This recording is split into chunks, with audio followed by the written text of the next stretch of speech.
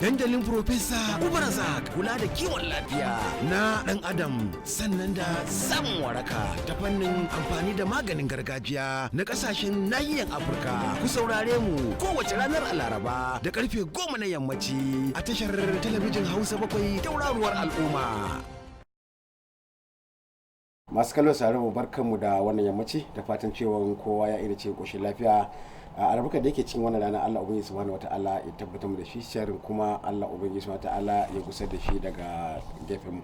Wannan daddali na Uba Profesa a yau da insha Allah za mu tattauna ne akan waɗansu matsaloli musamman cutar hawan jini wanda yake addaban al'umma kuma waɗansu ba su san ma menene wannan cutar ba ko ya ake kamuwa da shi wani yanayi ne mutum yake ji kafin a tabbatar da cewa yana da wannan cutar idan kuma ya samu waɗannan wani irin abubuwa ne zai nema domin kare kansa bayan ya dan samu lafiya kar ya sake komawa cikin wannan cutar kai tsaye sannan kuma za a yi tambayoyi shi ne profesa yana nan a gefe insha Allah zai ba da amsa bi iznillahi ta'ala. Ni Muhammad Awal Garba tare da profesa Ubarazak insha Allah za mu jagoranci wannan shirin tsawon sa'a guda bi iznillahi ta'ala daga wannan talabijin mai tarin albarka Hausa 7 tauraruwa al'umma da fatan cewa za ku bi mu sannu a hankali ta bangaren mu na Facebook a Hausa 7 a Twitter mu da kuma Instagram duk muna nan kai tsaye har ma da a can ta WhatsApp namu kai tsaye muna nan insha Allah. In kuma za ku turo da tambayoyi in ku ga ta can wajen kai tsaye bai yi ba to sai ku kira mu ko ku bar muryoyinku a cikin WhatsApp namu insha Allah za mu dauka kuma za mu sanya domin a tabbatar da wannan tambaya ya zo ga shi ya zo gaban professor insha Allah. Assalamu alaikum professor. Wa alaikum assalam wa rahmatullahi ta'ala wa barakatuhu. Ya yan uwa masu sauraro muna muku marhaba ga wannan dandali ta Profesa Ubarazak. Profesa Ubarazak, kafin dai mu shiga cikin shirin kai tsaye, ina so ka dawo ɗan takaitaccen bayani akan me ya baka tunani ko sha'awa na kirkiro wannan dandali na Uba Profesa. Na'am, na gode maka Malam Muhammadu Awal. Ka san abin da ya bani sha'awa na kirkiro wannan dandali na Profesa Ubarazak. Dama can tun asali ni mutum ne mai kokartawa ga al'umma, mai kokari kuma ma mai kokartawa. Kasan yayi kaman shekaru yau kusan 30 da na so ma taimaka ma 'yan fursunan birnin Duwala. Nakan kai musu abinci, nakan kai musu komai, annan ma zan ce ma na so ma tambihi wa'azi kenan a wannan gidan fursunani da abokina sahibina Alhaji Abubakar Labaran. Ta nan ne shi ka gaisa marigayi Sheikh Mokta shi kuma da ya ga muna cikin wannan himma shi dauke mu a kungiyansa da ake kira Union Islamic du Cameroon. Kana ji a kungiyar tarayyar Islama na Kamaru. To kaga mu ne asalin wannan kungiyar din mu muka kafa. To alhamdulillah shi yasa na tashi da wannan tausaya ma al'umma har dai yau ya kasance tun ina zuwa gidan fursuna gidan yari ina taimakan musulmai, ina taimakan kowa da kowa yawa da wanda ba musulman ba. Har yanzu nauyi ya kasance to na daina zuwa, waɗansu kuma suka ɗauki wannan ma ɓangare. Alhamdulillah mun tsara hanya yanzu waɗansu ne suke ma tafiyar da waɗannan al'amura. To madalla da kajin tarihi kenan na tunaninka haka ne da ka bude kuma wannan a gidan talabijin yawa kuma na taimaka ma tsofaffi, marayu, gajiyayyu. To shine dama can duk abubuwan da nake roƙon Allah ubangiji ta'ala ya bani karfi da kuma arziki da kuma komai na taimaka ma al'umma. Kana so waɗansu dinga mutsoka ne domin a su kawo nasu taimakon? Kasa yanzu na ce ina so waɗansu su matso ni zai kasance kamar muna nan 'yan kore ne ko 'yan bara. A'a, wanda dai imanin sai inganta ya taɓo sa ya isa ma ya taɓo gidan talabijin Hausa 7 don ya kana shi taimakon. Ba wai ni kai tsaye ba, insha Allah ya sai zo gidan Hausa 7 ya kawo taimako, mu kuma mun san inda za mu iya kaiwa magajeyu, tsofaffi, marayu, matan da suka batar da mazajen suka mutu. To duk irin waɗannan abubuwan to kuma ma da wani mai dauke da wani cuta inda yana so ya samu waraka zai iya kira mu kai tsaye ko ya kira Hausa 7 ko ya kira lamba na kai tsaye za mu je mu yi mishi magani mu taimake shi bi izinillahi ta'ala. Abinda muka ɗauka ne kafin Allah Ubangiji ya fisge ranmu ko kuma ya ɗauran mu. Kasan shi ne ake faɗa cewa a yi aiki amalu saliha, aiki dai mai kyau kafin a bar wannan duniya. To madalla Professor Ubarazak, amma kafin nan za mu je mu ga wani tattaki da kai da al'ummanka an da ka kai ziyara musamman ma ga wani dattijo wanda ya kwashe sama da shekaru 100 a doron duniya kuma yana zaune a ɗaki baya fita, amma ka je ka ziyarce shi ka yi masa ka taimaka masa da wasu maganganuwa kenan na bagajen fata. Ga irin yadda abin ya kasance ta bakin Ahmad Lawal wanda ya wakilce mu a can. Unguwar Newton a report ɗaya a shirin dandalin Profesa Uba Abdulrazak na kula da kiwon lafiyar ɗan adam. Ga mu a harabar masallacin Hausawa na Malam Basakwace inda muka kai ziyara wajen dattijo Baba Shehu mai shekaru 104 a duniya, inda dandalin Profesa Uba ya kai masa agaji na gaggawa, magunguna da ma sauransu. Uwar gidansa Usaina ta kai tallafi ita ma na magungunan asibiti. Za mu je mu saurari bayani daga bakin Baba Shehu. Na zo gari na Amne Central. A kawo ni gari ne, ni ɗan sarkin ede ne, Muhammad ɗan Barmo aihuwan Tubati. Ya sarkin ganin nan, Malam Labaran, uban Hajiya Bakuwa, masu da Hajiya Bakuwa tana tsohon wajen masallacin tsohon gona. To, tare muka girma tun muna yara Amni Central. Duk ma ya same maganin da shi da ma general Marshal suka zo, mu muka tare su a saifawo a nan muka tare su a saifawo muka tare su. Kana ji ko wane ne sarki? Malam Labaran, sarkin Hausawa, Malam Labaran. Yanga boy sarkin Yahudawa, a'a sarkin Duwala wannan ne, Dumbe Duwala, da shi da ƙaninsa, da shi da ƙasa a tsohon wannan mai kuɗi ne kawai. Shi daman na haife ki ne? Ai ba haife ki ba. Ku Hausawa da za ku ban ku shawara, kamar yadda kuka yi nan shi ne shawara na. Kun ɗauke mun shawara na ga baki ɗaya. Ina mal mumini da ihwatu. Ko ka san shi ba, haka Allah shi. Kuma Allah ya shi a karamin lauhi awwalau kana kafiru, shi kuka yi nan, awwalau kana kafiru, shi kuka yi nan, ko da kafiri ne kaka wulakanta shi. Ani na bashi ina su Alhaji Abba, ina su Yaron Diza, ina su Mamman Kabo, ina su Babe, ina su uban Butari, shi kenan Babe kenan, su Malam Inuwa, malami na kenan, Malam Inuwa, malami na kenan, Aminu Sakaran, malami na kenan, Malam Inuwa.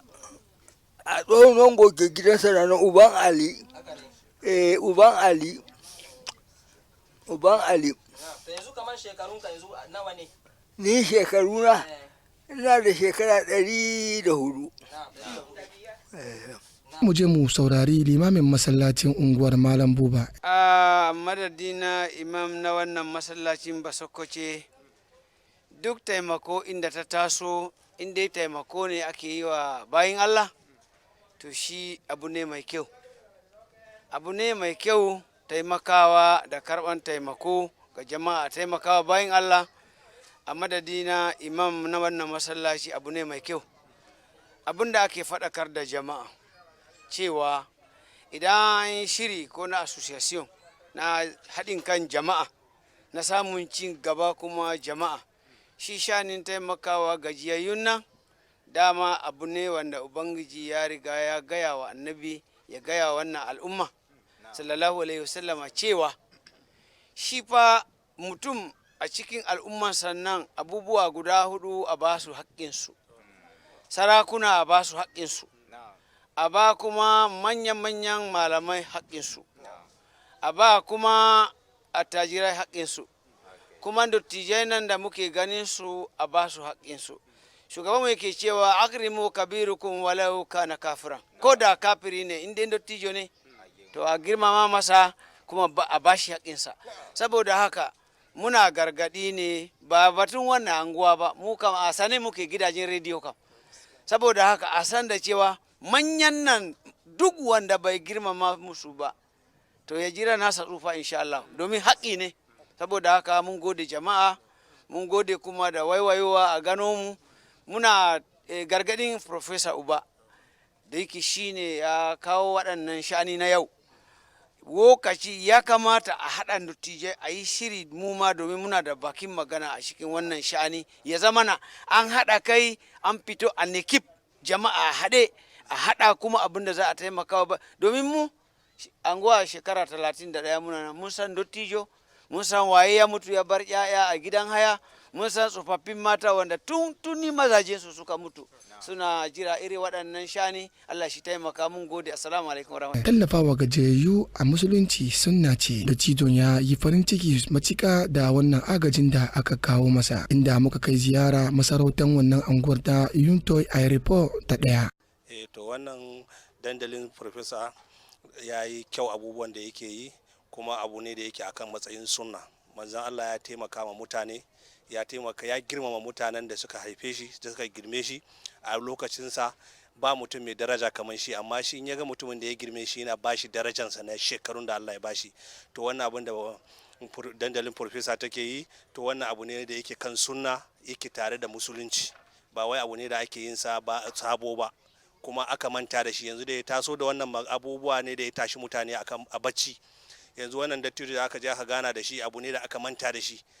Mutanen anguwa ma wasu ma sun manta da shi, ba san ma yana nan ba, ko ya mutu ko balantana wanda suke cikin duwala gaba. An sanannen dattijo ne amma yanzu an manta da shi. Amma yanzu kaga idan aka saka shi a dandalin Profesa, kowa zai gan shi, tuna da shi, wanda yake to masa ma alheri ya san yana nan raye, zai zo masa alheri. To akwai kuma shi ma Umaru da aka je aka gaisa da shi ma mutum ne sananne a cikin duwalan nan. Dandalin Profesa ta tuna shi, ta je ta masa alheri, ta kai masa ziyara, za a nuna shi duniya za su gan shi ba shi da lafiya, shi ma zuwa taimaka masa. To kaga wannan abubuwa ne da dandalin Profesa, wannan kungiya ta dandalin Profesa da za a nuna gobe a karfe 10 na dare. Kowa ya saurara, ya zai mai da hankali sa akan akwatin telensa ya ga wannan emission. To madalla da wannan ziyara da wannan dandali na Profesa ya kai har anguwan Nito a farko. Kuma wannan dattijo gaskiya wanda ya kwashe shekaru sama da 100 a doron kasa, to abin yabo ne Profesa, kuma na ga yadda kake masa aiki domin cewa kafa tasa ta dan samu ya dan tattakawa ko. Sannan kuma shi ma limamin wannan anguwar Malam Buba ya yi bayani dalla-dalla, musamman kan irin yadda ake ziyartar manya shugabanni, kuma da irin shawarar da ya bada. Insha Allah za mu ci gaba da irin waɗannan domin karfafa wannan gidan talabijin mai tarin albarka ko. Haka ne, shine ma musamman kirkiro wannan dandalin Profesa domin taimaka ma tsofaffi hakan nan gajiyayyu, domin ka san wani sa'i ana wa'azi ana ce to gara a rike sunnan ma'aiki sallallahu alaihi wasallam. To wani sa'i abaka ne gara mu rika fita, mu haɗu dukanmu mu je mu rika taimakon irin gajiyoyi haka. Muna nan da su dewa. Wani sai za ka ga masu waɗanda ma muke ce kafura, wannan su ne kuma suke kula da irin nasu dattaɓen. Yau za ka ga masu bara 'yan uwanmu Hausawa ne, masu tsewa a hanya, amma ba za ka ga waɗansu gidajen magoya marayu ma ba mu da shi. Bayan annabi Muhammadu sallallahu alaihi wasallam, tsira da amincin Allah su ba ta gare, ya ce duk wanda ya shafa kan maraya a ranar tashin kiyama ko a aljanna shi da shi dai bai fi yawa to ka gani duk waɗannan an manta ko kuma an shagala to amma nan ba wa'azi muke ciki ba malaman maganin ba to malam baraza ka kuma kai ziyara bin makore kiran nan ka je aikin umra mun nuna anda ake gashin kaza a unguwar Hausa bakwai ne ko nake ga Hausa bakwai ne to amma suna kira Hoshen bakwai mu ne mu dauka Hausa bakwai domin anguwan Hausawa ne anguwan Hausawa ne ko haka ne to ina ga akwai wani magana da ke so ka dawo da ita saboda haka zamu sake nuna wannan rahoton da ka je ka dauka na daukan wajen gashin kaji ko da kina ga a can kake cin kaji da sosai muke cin kaji miyan kuka lalo ba abin da babu dai a can ko insha Allah to ba laifi ba mu ji a yanzu ne ga shi mun zo inda kaji suke yawa yi magana nan ne wajen da ake sai da kaji na maka wannan shi ne mai yin kaji a hoshen bakwai no saboda haka ga kajin nan yana da yawa kuma muka zo da tsirinta za mu siye ga su nan kajin ne ga su kaji salamu alaikum wa alaikum assalam wa rahmatullahi ta'ala wa barakatuh ya kuke a gari a yau ina na insha Allah zai kira mana na'am me gasa kaza a hoshen makka ina nan cikin hoshe daidai studio ma'ana tumbin daukar hoto suna na Lauje mai kaza maka ne ɗaya ne mai kaza Hamza Lauje mai kaza kenan in dai ka ce Lauje mai kaza nan shekarun ka nawa yanzu a nan na aikin kaza to ina da shekara 4 a nan garin na'am ina aikin kaza ai tun lokacin da zo ita nake aiki har yau har kwanan gobe insha Allah kuma har gobe har jibin dai hadarin lafiya ina yin ta alhamdulillah to idan mi fatan Allah ba mu da lafiya to ya kaga zaman maka a nan wani matsala kake da shi wallahi ni ba da matsala kuma sai dai kawai Allah godiya Allah ba mu da lafiya na'am kawai abin da zamu iya cewa da al'ummar musulmi kenan na'am sai dai a taitaya mu da Allah ba mu yadda zamu na'am wannan shine ne bakin abin da zan ce ga tanan kaza kam ita ce wanda ake kira yar mata ba yar barkela ba ta bakin titi da ake mana yar barkela to wannan yar mata ce ta bakin yar mata ake ta bakin titi na'am ga ta haƙi hirinta da maginta daga dan na'am to ga ta nan dai ana gasa ta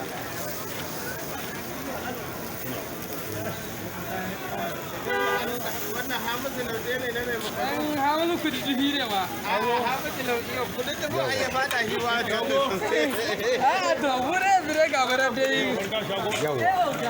Ana gana ta ga jama'a na al'umma musulmi duka ga mana gaba ki dai duka guri guda muke. Ga suna na garin. Yiwa tabbas ga mana ba. Kai go ko kai go. To kaga duk waɗannan Hausawa ne ma Muhammadu Awal shi yasa aka ce duk inda Bahaushe yake zaka ga wajen din na da ni'ima zaka ga wajen din kuma ana ci gaba wato akwai ci gaba haka ne insha Allah to madalla wato wannan abubuwan da suka burge ka na suka burge ni sosai don na je can na ga yan uwa wannan mutumin ya tare ni sosai shi Alhaji Inusan nan tare muke dare da rana to madalla ba inda bai kai ni da fatan cewa kuma suna ganin Hausa ba suna gai sosai shi yasa ma ina gaishe shi kai tsaye cewa da insha Allahu shekara mai zuwa idan Allah ubangiji da kuma za mu kuma saduwa a wannan Allah ya tabbatar ko amina rabbi yanzu mu shiga cikin shirin namu kai tsaye anda yanzu mun yi magana kan cewar cutar hawan jini na'am me ake nufi da cutar hawan jini a professor yawa cutar hawan jinin nan malam Awal kasan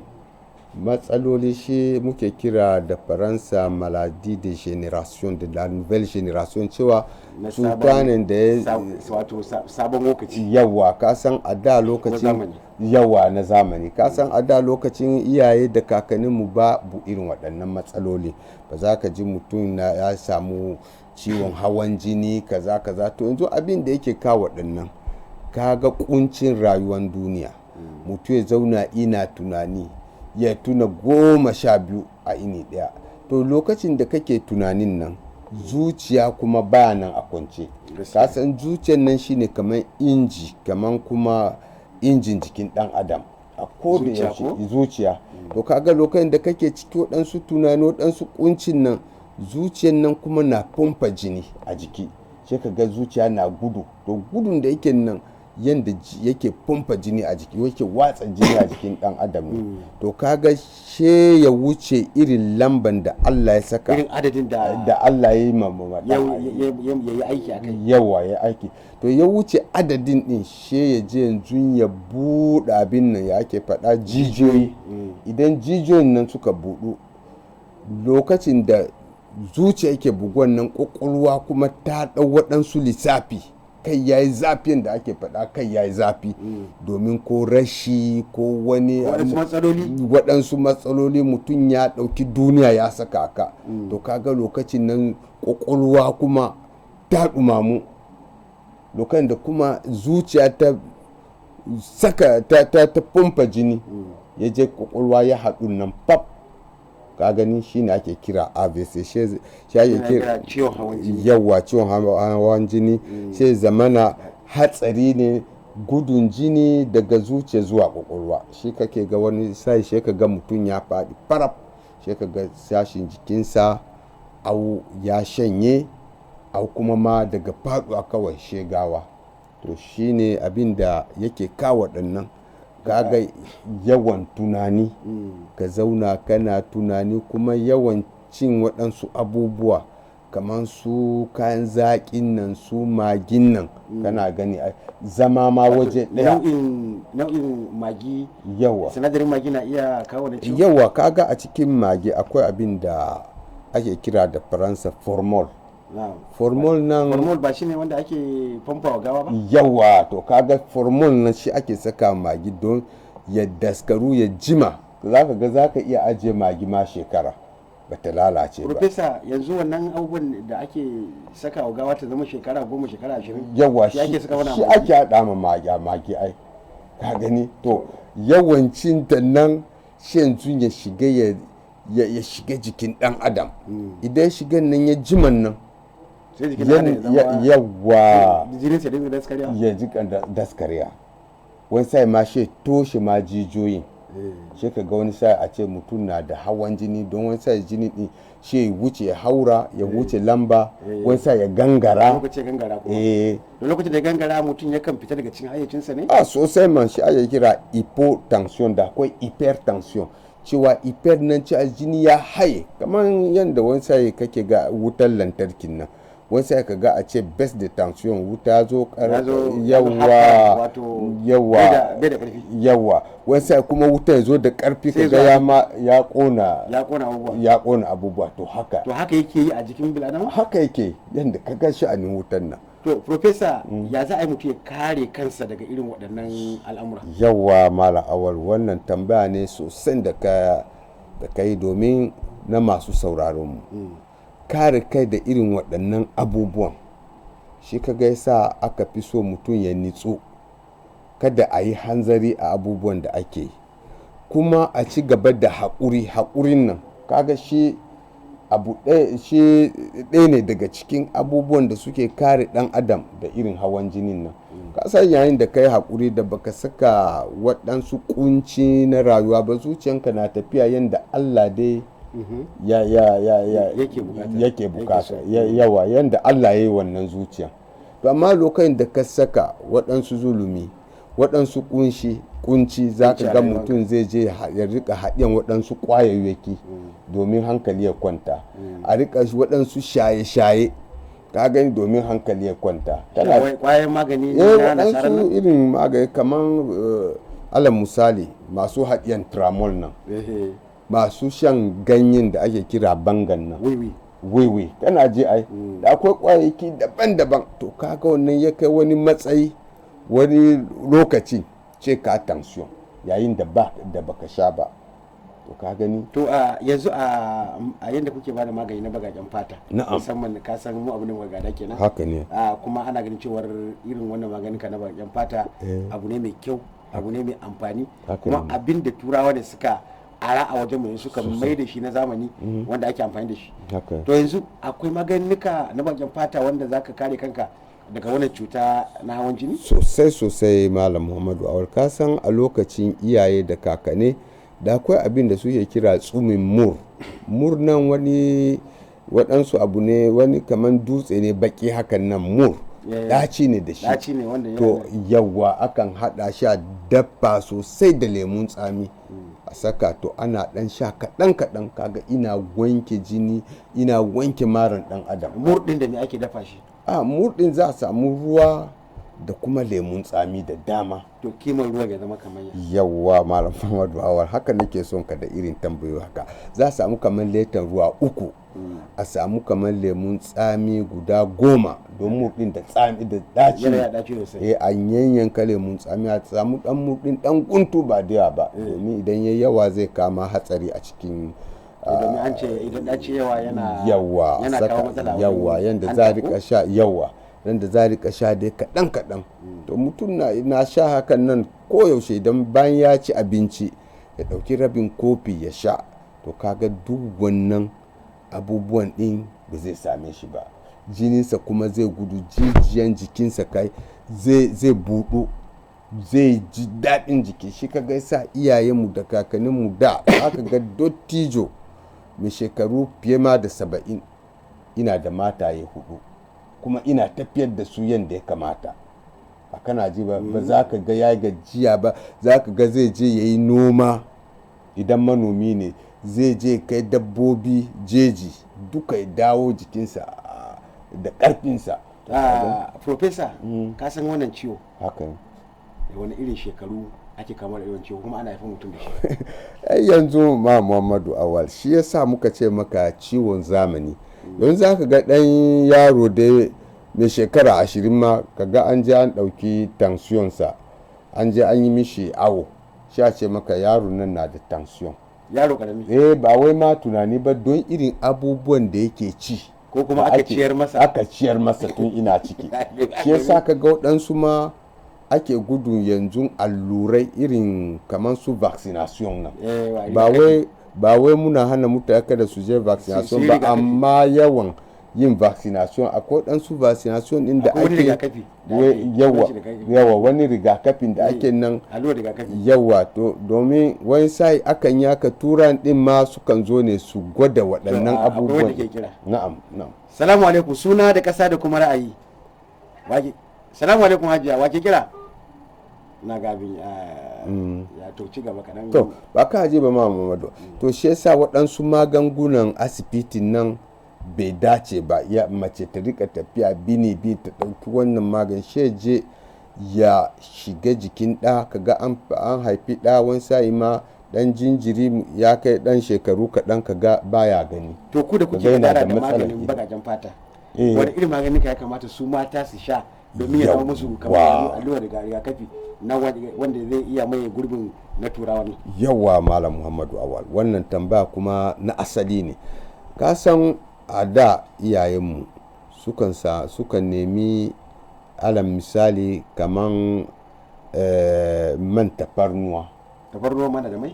Da akwai man tafarnuwa. Nikawa ake yi ko kuma ya? Akwai yanda ake shaidai wani sa'i ne, wannan wani hikima ne. Wannan wani hikima ne da ba za mu. Salamu alaikum hajiya, suna da ƙasa da kuma ra'ayi. Salamu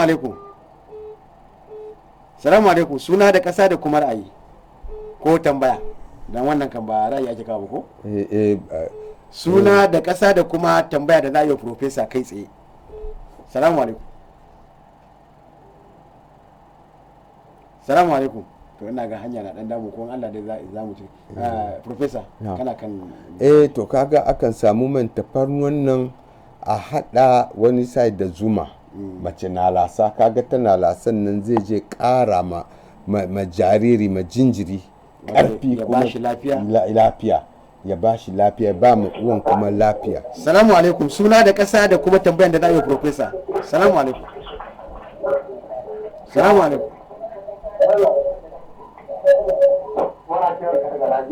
To daga Najeriya, ya sunanka? To me za ka tambaya a wannan shiri da ake yi na maganin bakin fata bakar fata akan ciwon hawan jini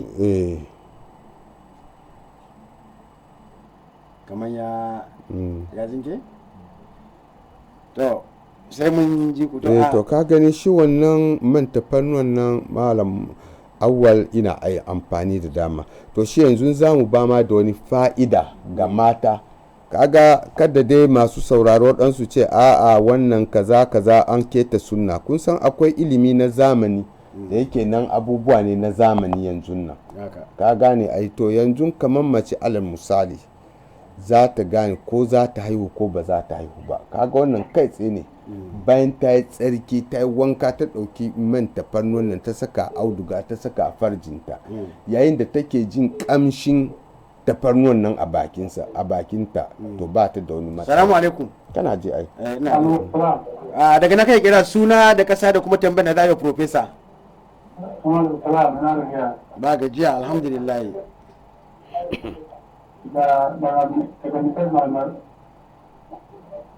Daga ina? Nijar?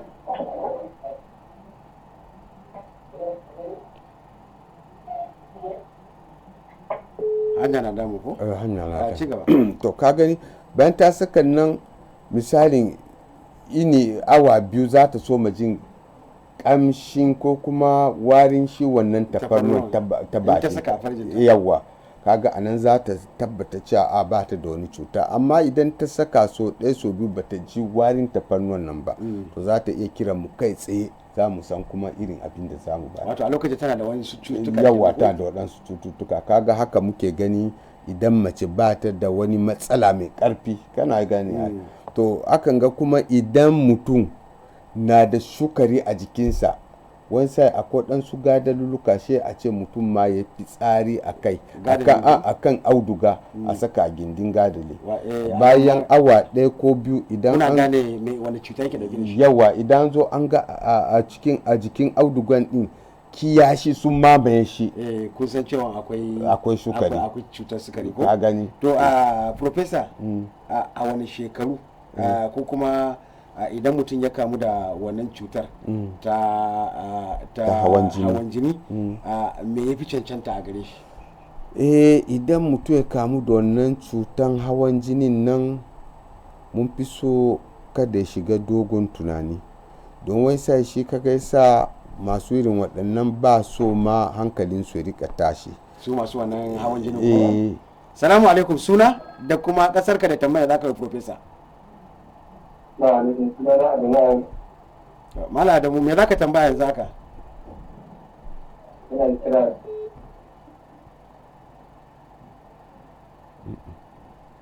Salamu alaikum. To ina ga shi ma tsinki a ci gaba tambaya. To kaga shine kada a shiga dogon tunani. Salamu alaikum suna da ƙasa da kuma tambaya. Daga ina? Daga Cote d'Ivoire. To daga Cote d'Ivoire me zaka tambaya akan wani shi da muke yi kai tsaye akan ciwon hawan jini?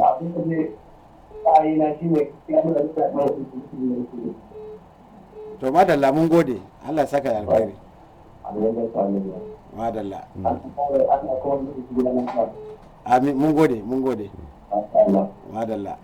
Salamu alaikum wake kira suna da kasa da kuma tambaya da zai professor. Salamu alaikum. Wa alaikum salam hajiya daga na kike kira suna da kasa da kuma tambaya ko gari.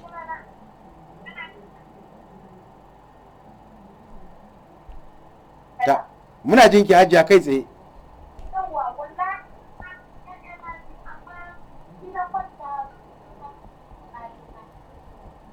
ka kaza wani ke faɗa? Ban ji ba. Maganan ki baya fitowa sosai gaskiya hajiya sai ki sake tambaya. Ki sake kira hajiya insha Allah. Saurare ki. To na kamar ta tsinke. Salamu alaikum. Suna da kasa. Daga ina ke kira Alhaji?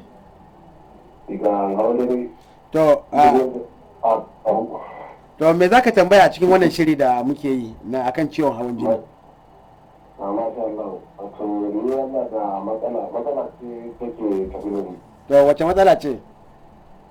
wato a kaina ne na biyan wani lokaci kaina idan ya fara ciwo sai na yi haɓo wato hemorrhage kenan to kuma ke samun sanyi ko kuma ina yawan atishawa haka ne to sa'annan kuma irin jijiyoyin kaina wani lokaci sai irin jijiyoyin wuya na kai su rinka ciwo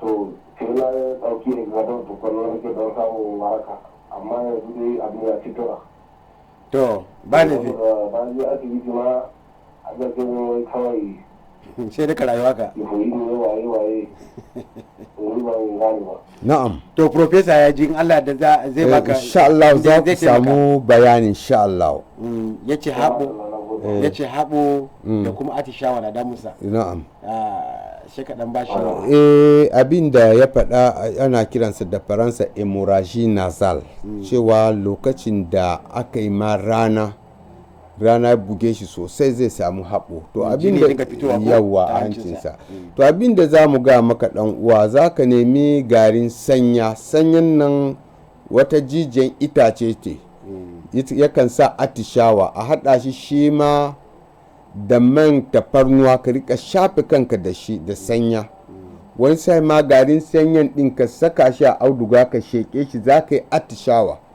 to hakan nan zai wanke maka kwakwalwa zai wanke maka kai domin zai kasance akwai abin da yake so ya faru gare ka shi ake kira sinusite da faransa to don ya kai wani lokaci zai toshe maka wato ka dinga jin warin abubuwa ko kashi zai toshe mishi hanci hakan nan ya kasa ma ya kasa yawa shi ake kira sinusite to wani sai ma shi an je an tsaga kwakwalwar mutum a dokta akan yawa to amma yanzu a nemi garin iblis duk masu sayar da magunguna na gargajiya idan hausawa ne ko ta ina idan kun ce garin iblis an san shi a haɗa shi da man tafarnuwa ana shafe kan shi kuma iblis din a sheki kaɗan a sa auduga a sheka wato shine garin shine sanya shine sanya yawa sanya domin sun fi ganewa da sanya sanya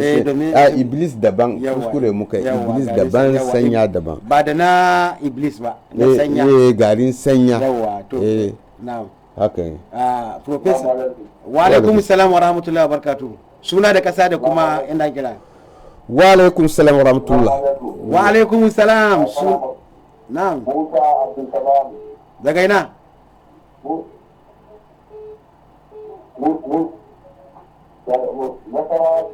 Nasarawa State a can kasar Najeriya to wace tambaya za ka yi a yanzu haka kai tsaye ga professor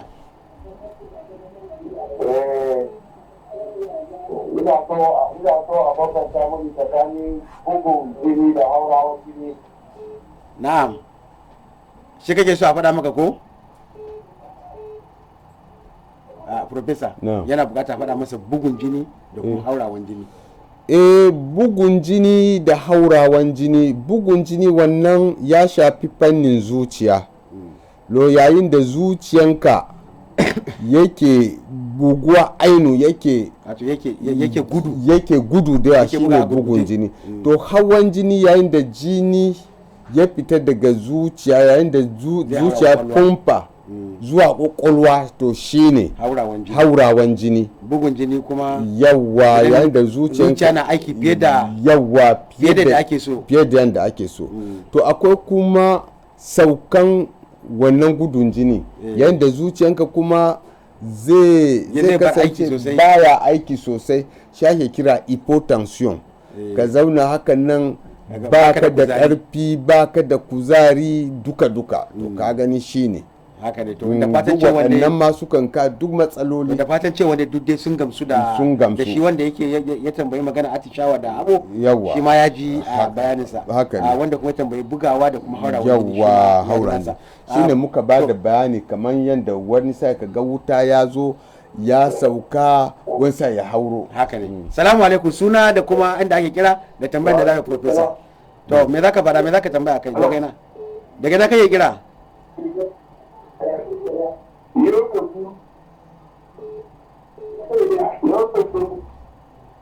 ba ma ji ba. Najeriya. To daga Najeriya me za ka tambaya a wannan shi da ake yi? Me tambayar taka? Wace tambaya za ka yi? Ina ga hanya na damu ko? Professor. Na'am. Yanzu ya za a yi mutum ya san cewa ya kamu da wannan cuta?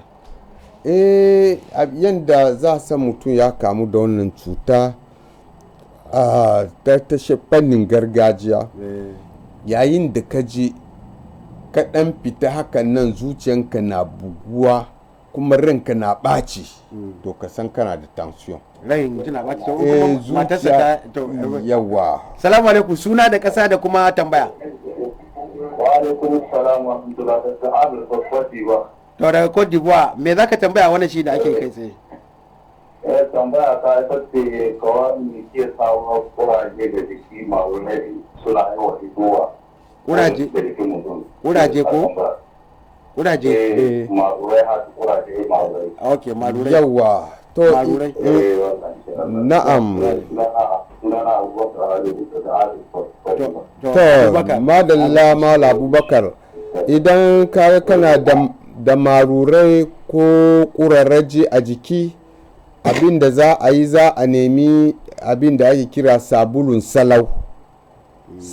salau a haɗa shi ma da man tafarnuwa ana ɗan wanke jiki da shi insha Allahu waɗannan yawa so a yi wanka da shi ma da sabulun salaurin kumfan ɗin da shi abin nan ɗin zai shiga ya ƙoƙo na wannan kuma a rika shan shi man tafarnuwan don shi man tafarnuwa shi muke kira da faransa antibiotic traditional wato shi ne yake kare garkuwan jikin bil'adama ko yake kashe waɗansu cututtuka da suke yawa kan shi ma tafarnuwan nan maganin larabawa ma duka ko mutanen kasan sun cana yawa kuma yawan abin da suke amfani da shi yawa tafarnuwa to madalla haka ne to professor tambayar da zan yi anan na'am baka gabani wancan amsan ba ya mutum zai yi idan ya san cewa yana dauke da wani yawa malam Muhammadu Awai shi yasa nake son ka domin tambayoyin kan nan na da ma'ana kaga wani sa'i kamar masu gida zaka ga mutum na da mace lokacin da zuciyarsa ya ɓaci ko mace ta kami shi wani ɗan kalma da bai kai komai ba shi ka ga hankali ya ɓace ce na sake ki shetan sunan ya sauka ya soma nadama yana birkicewa ne sosai ma kaga lokacin rai ya ɓacin da ake faɗin nan ko kuma ɗaye wani abu hakan nan ka ga an tada bala'i a gida a so mace mai gidan nan me ya haɗi ƙwaya ne ko yaya bayan bai san ma abin da ake kira ƙwaya ba ka gani to a nan ne za a gane cewa tension na jikinsa cewa lokacin da yana yawan fishi siddan ka gane ai ko ba san shi da fishi ba ba san shi da fishi ba to a lokacin shi a soma tafiyar da shi da hankali a rika gudu a rika kiyaye waɗansu abubuwan yawa ka gane ai a rika kiyaye abubuwan da za su rika damunsa idan ina da mata ma su rika kiyaye duk abin da zai dame shi kuma a rika yi masa kunu yanda iyayenmu kakanni suke kunun kan wannan kunun kanwa shi ma yana wanke ina warka sosai kunun kanwa sosai a rika yi masa salamu alaikum suna da kasa da kuma tambayar da za ka professor alo salamu alaikum salam daga na kai kira daga Chadi to daga Chadi me zaka tambaya a wannan shi da ake yi ina tambaya kan cutar sukari suga wannan na'am cutar sukari to me yake wani tambaya zaka yi bari mu ji ina so shi ana gane cutar sukari ya ake gane cutar sukari ko to a gargajiyance yadda za a gane cutar sukari yanzu akwai gadallukan da muke da shi amma idan ba ku da waɗannan gadalin idan kuna da kaman fulawa a gida ko ɗansu itatuwa to a yi fitsari safiya a yi fitsari a ɗan tsumma faran tsumma a je a saka ko auduga a saka gindin bishiya bayan awa 2 idan an zo an tarar da tsumman nan kiyashi sun kewaye shi ko sun mamaye shi to kusan tabbas kuna da ciwon sukari to idan kun gane hakan nan a rika shan kayan ɗaci kamar su maɗaci, waɗansu itatuwa ne maɗaci ana kiran su maɗaci. Akwai maɗaci akwai kuma yawa akwai kuma mur a tafasa mur nan da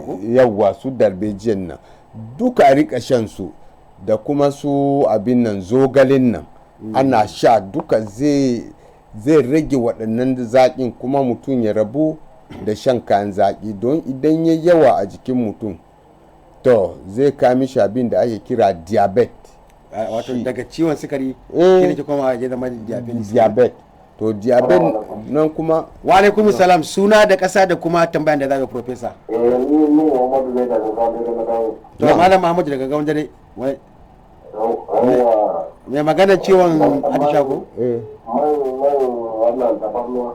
Man tafarnuwa. To saboda aka ni ban taba shi ne tafawa shi ne nake so samu ƙarin bayani saboda nan garin Fulani ne ya to ba zan da zan kira shi da talatarci ba. To faɗa masa da faransa ba. Man tafarnuwa. Man tafarnuwa. To ka san tafarnuwa ai. Ya san tafarnuwa ba lai ba kenan. To ka fasarta da fulatanci huile d'ail. Idan ba ku da shi ku je supermarché ko kuma idan baka iya tatsan man din ba ka ga waɗanda suka iya tatsan man gyaɗa za su iya tatsan maka shi yanda ake tatsan man gyaɗa yanda ake man gyaɗa haka ma yawa shi ma man tafarnuwa. Professor bai zai iya amfani da shi ba. Za ka iya ma amfani da tafarnuwa za ka iya amfani ma da tafarnuwa to amma man din ya fi malam awal ka san man din za ta to amma tafarnuwan ko za ka amfani da shi ya kasance dewa kuma ba za ka iya cin dewa so ɗaya ba. Za ka shafa a ka haɗa shi da binnan kana shafa ganyen sanya kana haɗa da garin sanya ka san sanya ai hanyar nan ba ban san ta ba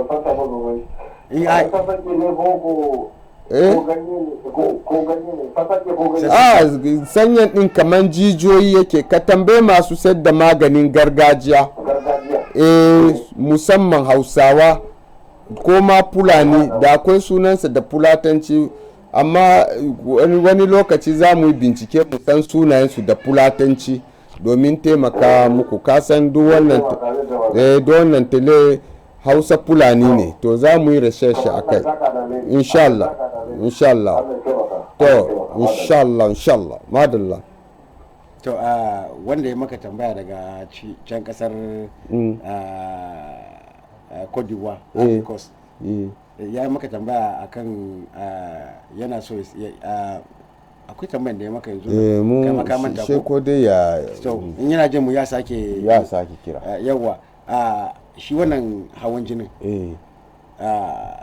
ka yi maganan ciwon sukari zai iya zama diabetes yawa zama diabetes kuma diabetes na ma Muhammadu Awal zai kai mutum ga irin abubuwan da muka faɗa wancan lokaci zai rage ƙarfin namiji kuma zai rage ma kaifin idanuwan namiji mutum zai daina gani sosai ka san ƙarfin namiji ƙarfin mazakuta na zuwa da kuma kaifin ido ai lokacin da ido ya soma duhu ma haka ma don sai mutum ya fara gangara yawa to kaga duka shine wato yanzu wanda ba sa gani nan sai da madubi akwai matsala insha Allah to professor amma ba matsala ba kai dai akwai dai dan mushkila akwai mushkila tunda mutum zai kai labari ba akwai matsala ko insha Allah ci gaba yawa professor to yanzu ya za a yi mutum idan ya kamu da ciwon sukarin nan shikenan shi ya dina shan zaki a duniya sosai za a rage shan zaki kasan zakin nan shi ma malam Muhammadu Awal ya kai wani shekaru kamar shekarun mun nan ba za mu rika shan su zaki su abubuwa kamar to ya za mu yi kenan sai tsumi kaga akwai abin da iyayenmu suke kira tsumi kaman yawa a tsuma magani kaman a samu ya ake kira kaga ya ake kiransa to zai zo sunan akan tsuma shi da shi kuma abin nan din da mur dan tsamiya kaga a tsuma tsamiya ka gane ai tsamiya kawai tsamiyan nan da kake gani a tsuma shi a nemi ma rogo da kake ganin nan rogo dai danye ko da wafe danyen rogo a gunguntula shi guntu a hada da ruwan tsamiya mutum na sha ko da sha tarfa dan zuma a ciki ana sha kamar sati daya kafin zuman din ya fermente da an gama sha to me zai wakana mutum zai samu lafiyan jiki zai samu karfin jiki kasala ba zai samu kasala ba zai samu karfin jiki to da masu sauraro za su yin wannan ka gani sati mai zuwa dai ko wata mai zuwa za su ba mu labari na'am to professor a yayin da mutum ya kamu da irin wannan cututtuka na'am wani takatsantsan zai yi yanzu a rayuwarsa zai kiyaye dai da kan zaki kuma zai kamar masu hawan jinin nan ka guji duk inda za a tayar maka da hankali da kuma yawan surutu duk abin da zai zo haka ka rika haƙuri kana juriya kuma ana yawan tafiyan kafa ka gane yawa motsa jiki yawa kaga shi ma sedentarity yanda ake faɗa mutum zo dafa an kamar da waɗansu yan uwanmu kaga mutum daga ya fita gida ana kofar masallaci ana hira shi lokacin sallah yi sallah to ka gani duka waɗannan wani sa'in nan ba motsa jikin nan jini shi daskaru a jikin dan adam to professor yawan matsaloli da yawan aiki yakan haifar da irin wannan cutar sosai mana shine kaga faransa suke kira stress shine ake kira kamar cewa kunci za ka yi aiki kana nan waje daya ka yi aiki a nan wata sheka gama mutuwa ce to duniyan nan menene ma kaga waɗansu kaman a cikin kafurawan nan kaga mutum ma ya ja rataye kansa ko ya haɗi waɗansu ƙwaya ba ma a kafura ba ko ma a musulman ɗin waɗanda suke haɗiyan ƙwaya ko da yaushe nan ka ƙwayan ɗin ma ya kai wani lokaci shi ya kashe mutum to shi ne suna iya kamuwa da irin wannan hawan jinin na yawan aiki da kuma yawan aiki ka sa komai a kan ka yau baka huta ba rashin hutun nan kamar yanzu gashi kai ɗan jarida ne ka fita ka zo ka yi aiki ka shiga nan ka bar aiki ka kama waɗansu gulla ba ka yi bacci ba ka ci abinci ba ka gani ya taru a jiki to ka gani sheka maka gajiyan kwakwalwa bayan kwakwalwa ya gajin nan to zuciya kuma kaga a lokacin nan ina pompa jini kwakwalwa kuma a lokacin baya ɗauka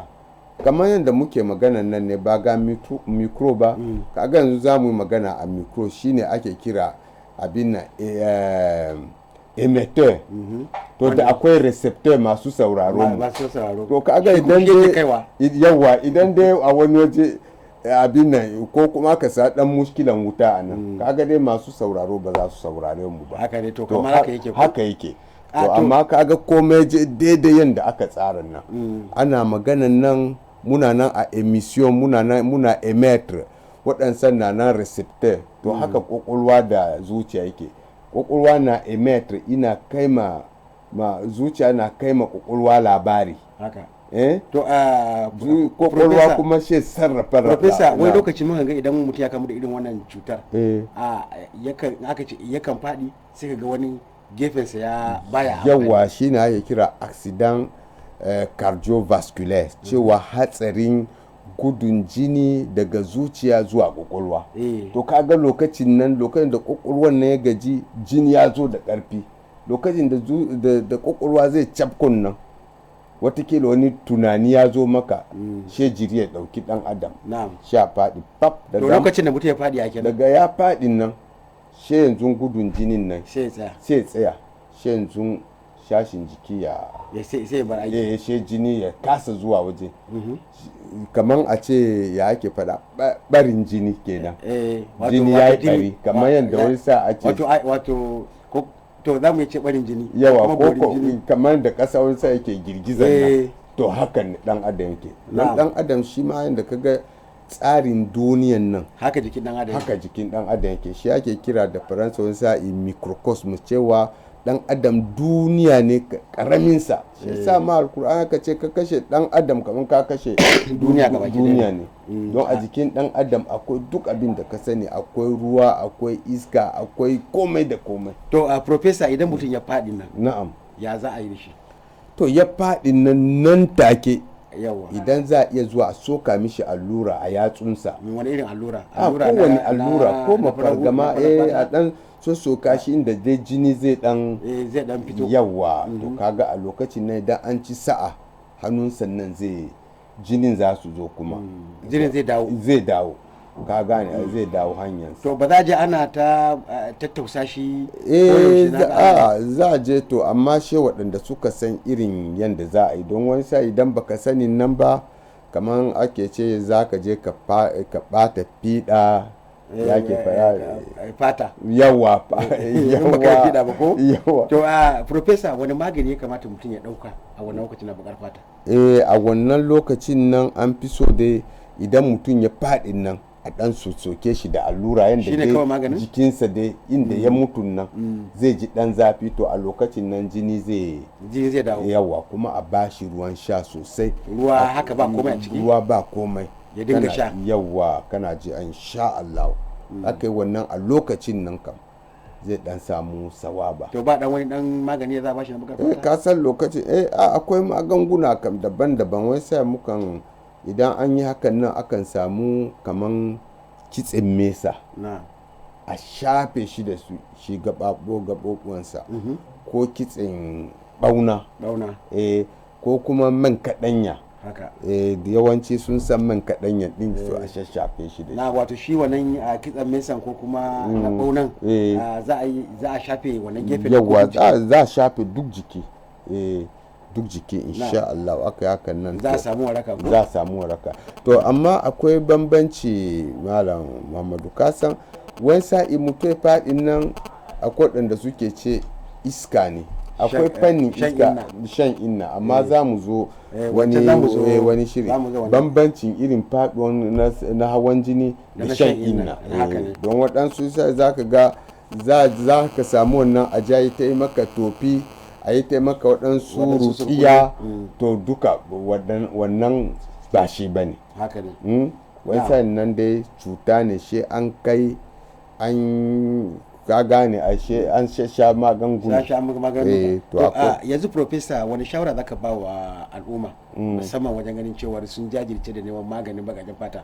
Domin ka kula yawanci sukan bar ku masu maganin bagajen fata suna rena ku ko suna ganin kamar cewar maganin bai da tasiri su koma na nasara.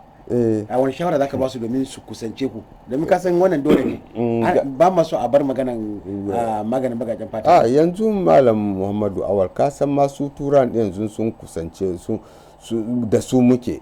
Kaga yanzu majalisar ɗinkin duniya masu kula da lafiyan dan adam OMS shi yasa yanzu kaga masu maganin gargajiya muke da ofisi ma a wannan din. Kaga yanzu kama a ƙasar mu nan ni ne shugaban masu maganin gargajiya, muna hurɗa da minista mai kula da maganin gargajiya da lafiyan dan adam shi ake kira santé publique. Muna kula, muna nan sosai da su, abu ya fi su karfi a dokta akan kira mu kai tsaye ku je mu aiki zuwa wato a asibiti ma a asibiti. Yawa ku je ku bada gudunmawar sosai ka sa akwai cututtuka daban-daban da shi ilimin kimiyya da fasaha ba su riga sun iso wajen ba, kuma ku riga kun gada. To an riga an gada, ka san tun kafin waɗannan ilimin su bayyanu a nahiyar Afirka, kakanninmu iyayenmu dama can turan sun zo sun same su da lafiyansu kalau, har ma suna sayan su kaman bayi su je su gina kasashen turawan din. To professor, kafin fita daga cikin wannan shirin, kasan akwai mutane da suke tambayan lambobinka. Na'am. Kuma ya kamata a ce an saka domin gaskiya su taɓo ka kai tsaye ka ba su wayannan fa'idodin na wannan abubuwan da ke damun su. Haka ne. Sai ka faɗa domin su saka, ko da ke suna da lamba a can. Na sai ku saka lamban professor domin yawa ga lambobin nan. Duk wanda yake bukatan ya taɓo professor ga lamban sana a cikin akwatin talabijin domin ku taɓo shi kai tsaye. Ko jiya akwai wata wanda taɓo daga kasar Ghana, to gashi nan ga lamban professor, idan zaki kira shi sai kira shi kai tsaye ku tattauna a tsakaninku domin ya baki bayanin abin da yake damun ki insha Allah. Kuma duk wanda yake so zai iya taɓo mu ta WhatsApp namu ko kuma ta Facebook insha Allah domin a samu waraka da gaba ki ko haka ne insha Allah mamu. To yanzu wani magana ke shi na karshe? Yanzu magan karshe da Malam Muhammadu Awal kai dai yanzu yanda yake kasan shugaban kasar mu na Kamaru ya ce dai zuwa nan da shekara 2035 emergence kenan a land 2030 kasan ba za a iya kaiwa waɗannan abubuwan idan ba lafiya ba. To shine emergence nan cewa kowa zai arziki, kowa zai alfahari da kasarsa ko yawa arzikin kansa kasan dai arziki ma da zai kudi ko yawa arziki ba zai zo baka da lafiya ba, ko ga kudin ma idan ba lafiya ba abin da zaka yi. To shi yasa yanzu muke gargadi ga yan uwanmu musamman Hausawa da Fulani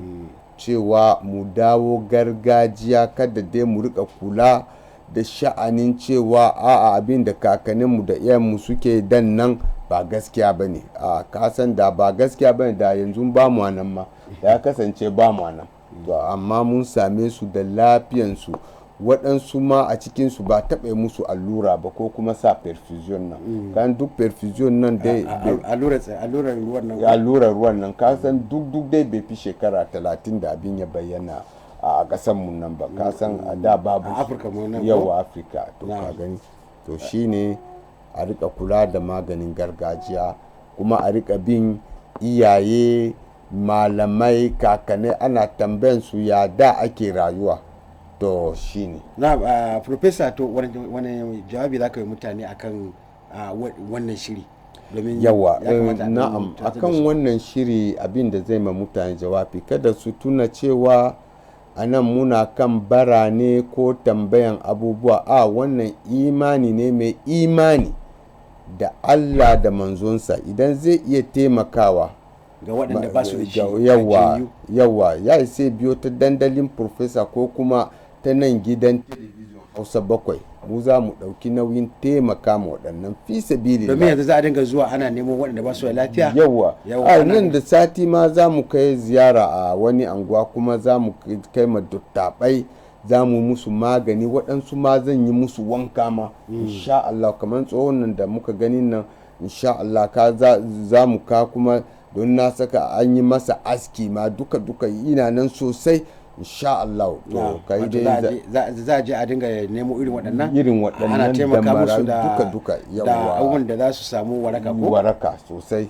domin mu nuna mu ma cewa ba mu manta da tsofaffinmu yawa ka gani. To kuma muna ma masu kuɗinmu gargaɗi don Allah don annabi ga irin abubuwan da yake kamar sadaqatul jariya, abin da za a taimaka mu ma kamar da shi baban ne faɗa ce a taimaki mutane ko da kafurawa ne ma ko da yawa. To shine ka kunga, amma kada a zauna mutum na da kuɗi daga shi shekansa, to kaga wannan ranar gobe ma Allah zai tambaya akai. Amma ba wa'azi muke kan yi ba, gargadi tuni ne ai wa'azi ma ai tuni ne. Ka san kada malamai su ce mun shiga fannin su kuma a so ma yi mana bomba da ayoyi ana ce ina hujja. To nan dai dandalin professor ne, duk abin da muke faɗa nan kai dai domin dai mu tare ne a tare ko yawa mu taimaka ma al'umma. To madalla a jama'a masu kalmar saron mu mun zo karshen wannan shiri na wannan rana kenan insha Allah. Wanda yake bukata daga lamban professor na an saka kai tsaye domin a kira shi a tambaye shi duk wani al'amura da ake nema na waraka. Da fatan cewa kuma za ku ci gaba da kallon yan talabijin Hausa 7 taro al'umma, kuma masu kirayen mu daga ko ina a faɗin duniya muna gode musu. Allah saka da alkhairi, Allah ba zumunci. Muna jin irin shawara da kuke bamu ta shafukanmu na sada zumunta da kuma ta WhatsApp namu. Mun gode insha Allah, muna nan tare da ku kuma kuna nan tare da mu. Masha Allah, ni Muhammad Awal Garba da na gabatar da wannan shiri, sai kuma Muhammad Salisu Garba wanda yake dauke da akwatin daukan foto, Nasir Ladan da kuma Maris wanda ya zama injiniya a wannan shiri. mun gode muku, Allah ya saka da alkhairi. Abubakar kai ma mun gode maka. Madadin gidan talabijin na Hausa Bakwai Taro Al'umma nake ce da ku mu zama lafiya sai gobe idan mai kowa mai komai ya kai mu. Assalamu alaikum wa rahmatullahi wa barakatuh. Dandalin Profesa Ubarazak, kula da kiwon lafiya na ɗan adam sannan da samun waraka ta fannin amfani da maganin gargajiya na ƙasashen nahiyar Afirka. Ku saurare mu kowace ranar Laraba da karfe 10 na yammaci a tashar talabijin Hausa Bakwai Tauraruwar Al'umma.